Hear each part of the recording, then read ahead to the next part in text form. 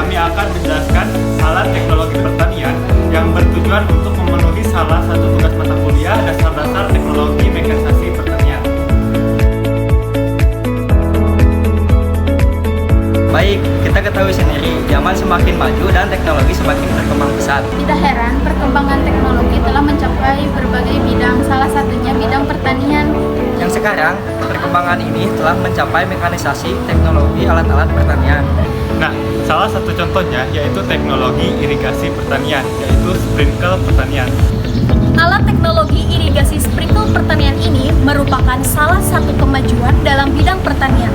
Dan alat ini adalah alat yang berperan penting dalam sistem pengairan di pertanian.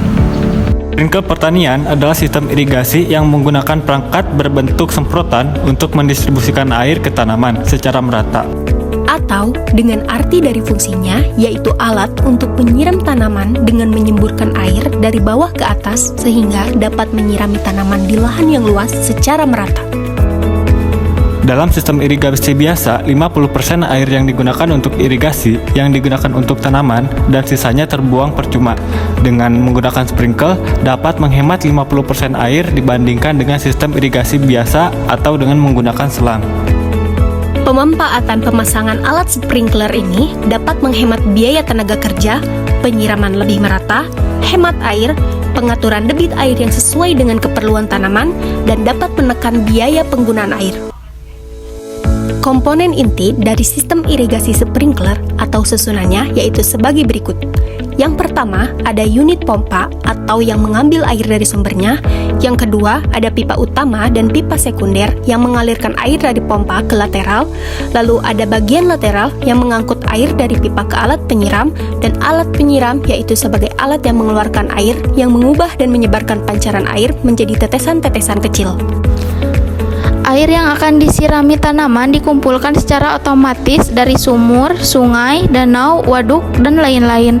Struktur digunakan untuk menyimpan air yang dapat berupa danau alami atau waduk yang dibangun untuk tujuan yang sama, baik di bawah tanah maupun tidak. Pemasangan sistem irigasi dilakukan tergantung pada situasi lahan, bisa dengan cara gravitasi. Jika daerah yang akan diairi lebih rendah dari tempat penyimpanan, atau dengan pemompaan jika tanah yang lebih tinggi. Aplikasi penerapan teknologi irigasi sprinkle diharapkan memudahkan petani untuk mengairi lahan. Selain itu, kegiatan ini bertujuan memperkenalkan sistem pertanian berbasis teknologi yang diaplikasikan dalam tanaman dan dapat membuka wawasan masyarakat mengenai salah satu penerapan teknologi di bidang pertanian. Sebelum kita akhiri videonya, yuk kita lihat dulu bagaimana pengalaman seorang petani yang telah memakai sistem pengairan irigasi sprinkler pertanian. Petani cabai di Kecamatan Sidomulyo mensiasati musim kemarau dengan merubah pola pengairan biasa menjadi sistem sprinkler.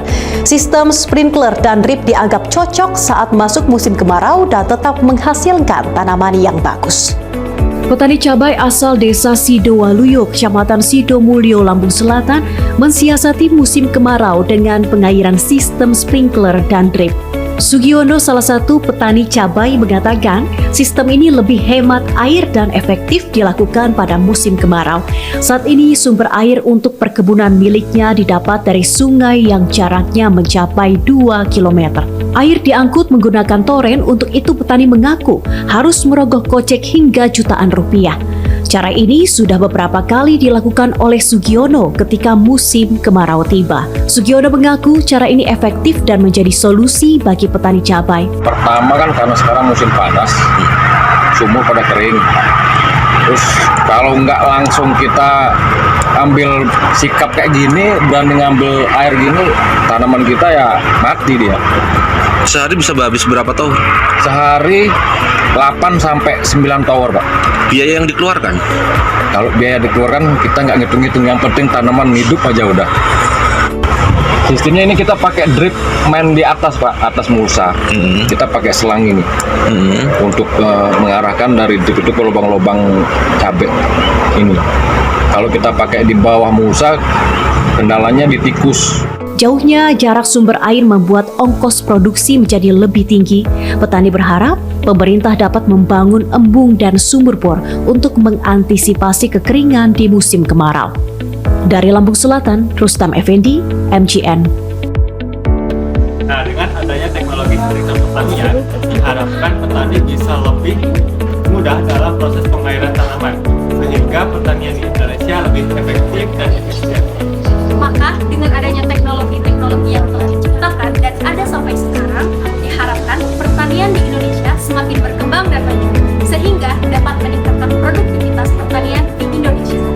Nah, sekian dari kami. Terima kasih. Wassalamualaikum warahmatullahi wabarakatuh.